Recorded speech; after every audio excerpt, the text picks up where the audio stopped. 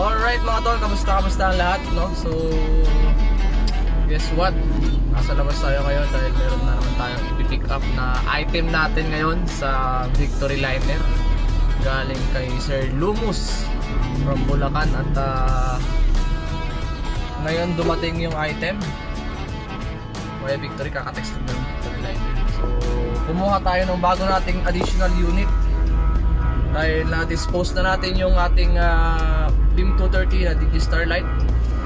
Bumili naman tayo ngayon ng upgrade. So upgrade tayo ngayon ng mga parlets. Bumili tayo ng parlet ng Lumus na 18 by 18, no? So 18 bulb by 18 watts yung ginawa natin parlet na RGB, W, Amber, and UV light. So ite-testing na lang natin mamaya mga tol. Dating natin ng bahay dahil for sure mga siguro tayo makakauwi. Medyo hapon siguro tayo makakauwi mamaya mga tol. So sakto-sakto mapapailaw natin sa labas at makikita natin yung lakas ng 18 by 18 nila.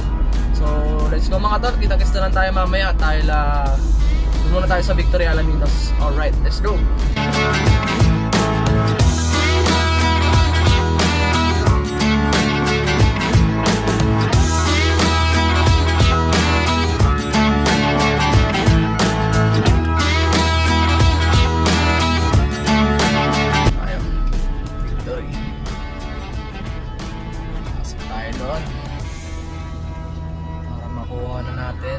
Item at makasibat na tayo agad.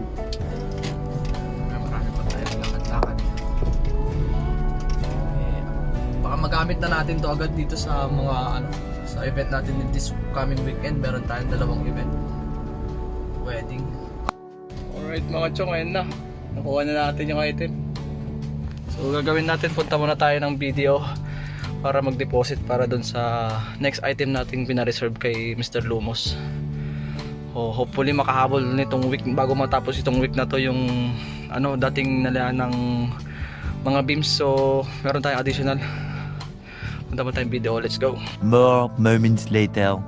Alright mga chong, nakarating na ng kinauukulan ang ating order from Lumus, no? So mag-unboxing na tayo. Let's go, let's go. Alright, so ayan, tatanggal na yung cover. At tingnan mo naman yung core case niya mga tol, color black. Tapos naka-honeycomb na rin. Dito yung tatak ng Lumus. Wala mong nakikita. Ayan o. So bubuksan na natin guys. Ganda yung core case niya, mahigpit. Talaga naman. Yun o. Siyempre, what's inside the box? Use your manual. At nabigyan na rin tayo ng personalities nito ni Sir Louie, nag-send siya kahapon. Ang mga power cable, dito siya, 8 piraso. 2, 4, 6, 8. Yan. 8 piraso. So siguro hindi na natin tatanggalin to. Bibili lang tayo ng another extension natin para hindi na natin tanggalin itong mga to. Dahil ito yung tumutulong din para mahigpit yung pagkakasaksak. So 8 pieces na power cable. 8 pieces din na ang alam ko 1.5 meter ito, 1.5 meter na patch cable, 8 piraso din, ganda. Tapos the unit itself siguro nasa higit 1 kilo din ang isa. Yun o, ang lalaki guys, grabe ba, nasa 1 kilo mahigit din Mabigat? Oh, kasi solid to mga tol. Solid na aluminum to. Alloy pala. Yan, bakal. Likod. Tapos, yan, sa likod niya meron tayong DMX address. Yan, menu, and lahat, power on, power con, in and out. DMX signal, in and out. Tapos yung blower.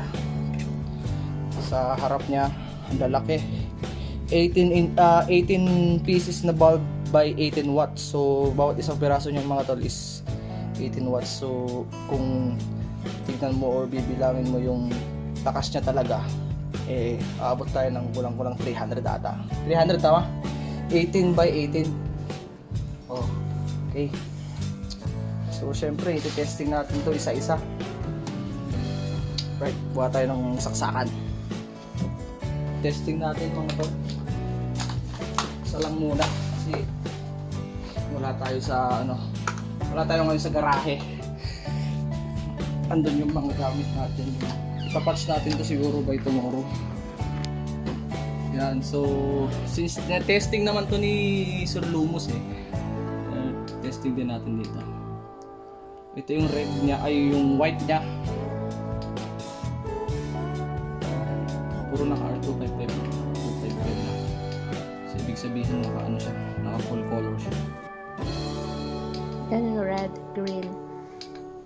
Amber. Amber. Ito yung UV. Patay mo ilaw. Yung mga white magiging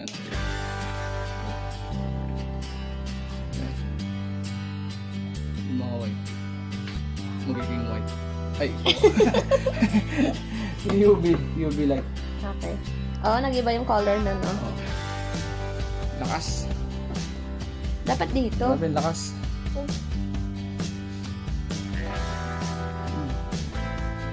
Dapat dito, mahal. Dito sa wall.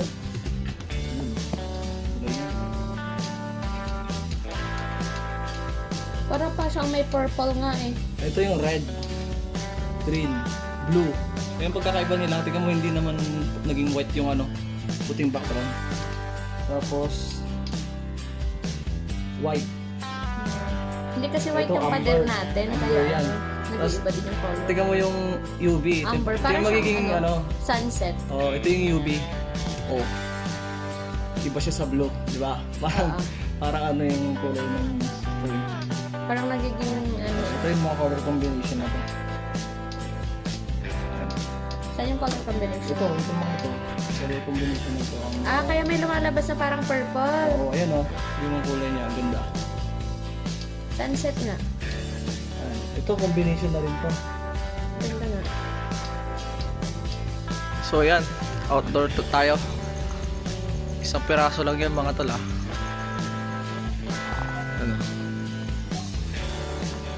One piece 18 by 18 Parled RGBW by Lumos. Ayan. One pieces lang yung mga tol Pero grabe na yung buga. So kahit apat pa lang ganito lang ang gamitin natin sa mga event, pwede pag small area. Lakas ba naman Alright.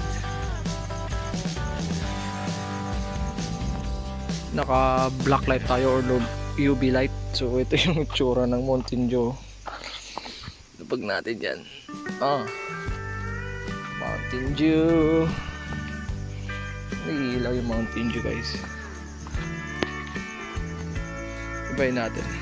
Kasi siya pag blue, ang ilaw mo blue. Yan yung blue. White. Amber. Tapos ito yung black light. Yan. UV light. May ilaw. Mountain Dew. So ayan. Lakas mga tol. Yan ang ating Lumos 18 by 18 RGBWA UV na Parled. So itutuloy na lang natin yung vlog natin bukas mga tol. Ipapatch natin do sa Pearl 1024 natin para makita natin yung setup ng walo. Kasi kung isa-isahin ko yung walo ngayon, matatagalan tayo. Bukas na lang para minsan nandun ko na lang itutuloy yung vlog natin. Alright, see you tomorrow. Alright guys, good afternoon. So ito na yung continue ng ating vlog kahapon regarding dito sa bago nating mga Parleds RGBW 18 by 18. At since magpapalit tayo ng laman ng natin ng ating 1024, i-delete natin lahat. So dito na tayo. Magbibigay ako ng konting kaalaman kung paano tayo mag-patch at mag-program dito.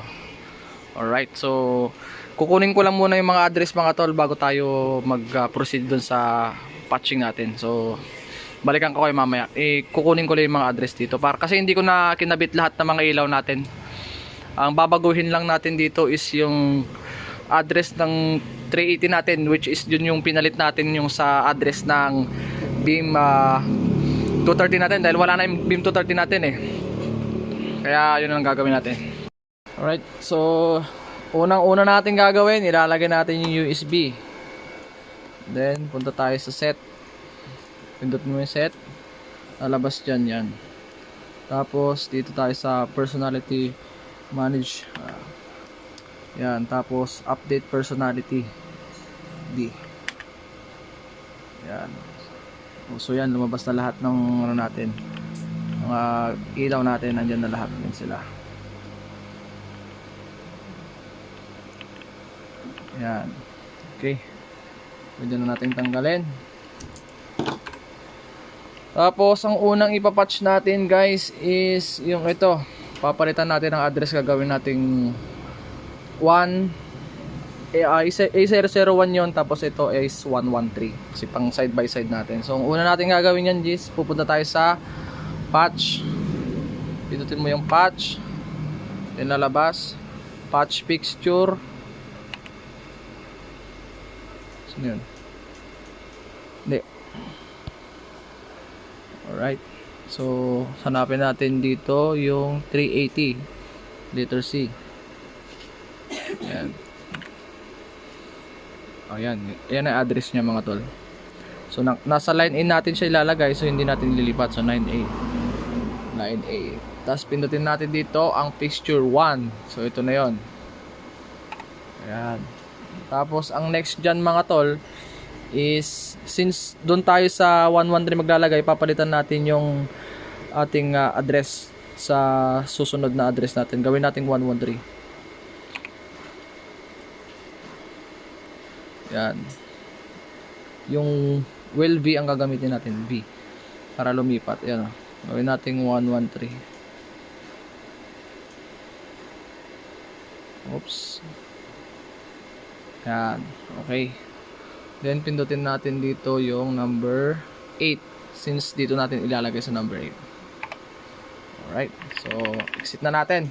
Tignan natin kung na-patch natin, no? Bali, papalitan natin ng address yung beam natin. So, napalitan na natin. 1 at saka 113. So, pindutin natin dito yung 1 and 8. So, pag may laman na yung mga tol, ilaw na yan. Ayan, oh, may ilaw na yan siya. Tapos, ilo-locate natin. Alright, o yan. Locate na. Pindutin nyo lang yung locate. Yan. Umilaw na siya.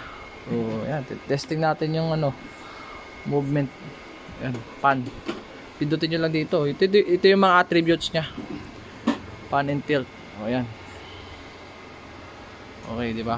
Working na siya. Okay. Ganun lang kadali mag-patch mga tol. So, ipapatch ko yung ibang mga parts muna natin. Ay, beams natin muna. Ganun lang. Same process lang din mga tol.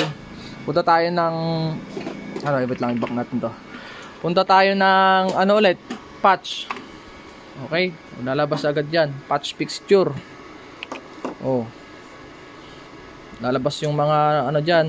Oh, ito. Ang personality niya is...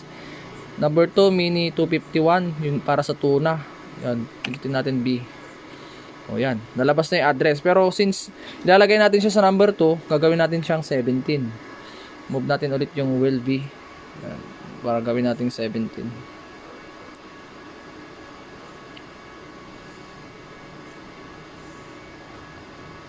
O yan. 17. O, tapos pinutin na natin yung number 2 agad. Dito. O. Next natin dyan yung ano 33 na susunod dyan. Okay, ganun lang mga tol. O, kung 33 ang susunod dyan, pindutin mo na number 3. O, ganun. Hanggang makompleto natin yung parts ay beams natin dyan. Okay? Ganun lang mga tol. Napakasimple. Basic na basic yan. So, patch ko muna lahat yung beam natin. Then, next na tayo sa parlance. Turo ko kayo kung paano natin ilipat sa line B. Alright. So, ayan mga chong, na-patch na natin. So, ito yung ginawa natin sa mga parted natin, oh. Sa scene 1. Line B pa rin ito mga tol. Ayan. Pure white lang. Hindi siya yung full spot. Kasi kung full spot, ganito siya pag full spot, oh. Yan, ganyan siya kalakas. Siya dumalakas. Kaya, yung pure white lang ang gagamitin natin. Yan lang, white. Tapos, may strobe tayo dito. Yan yung naka full spot. Tapos, color changing. Ayan. Tapos running. Yan. Amber white. Tapos meron din tayo dito yung UV light. Pero pwede natin gawin ito. Yan, pwede natin siyang i-running din. Tapos kung gusto nating i-running din yung change color, pwede rin. Ayan. Right, tapos pag angat natin to, automatic yan. Spot. Then dito sa 6 to 7, dyan na natin ilalagay yung mga beams natin. So yung ibang mga fixtures, doon ay patch na natin. Saka na natin i-program dito sa 1024 natin pag na-set up na natin. Kasi masyadong marami tayong isi-set up kung ano, ngayon tayo mag-aayos ng ilaw. Alright, so maganda itong Lumos na RGBW amber and UV light, mga tol, no? Wala kaming masabi, napaka solid ang lakas ng ilaw niya. Testing naman natin nung nakaraan, pero hindi natin, siguro baka hindi na natin to may testing dito. Testing na lang natin sa mga susunod na event. Yan, sa Saturday siguro kita-kits tayo. Yan mga tol. So hopefully meron kayong kahit pa parang natutunan dito sa ginawa ko dito sa 1024 natin, no? Di bali gagawa tayo ng ibang mga tutorial regarding dito. Sa ngayon hindi natin muna maharap itong mga ganito ngayon eh. Nagpe-prepare tayo sa mga upcoming events natin. So see you sa Saturday mga tol. Let's go.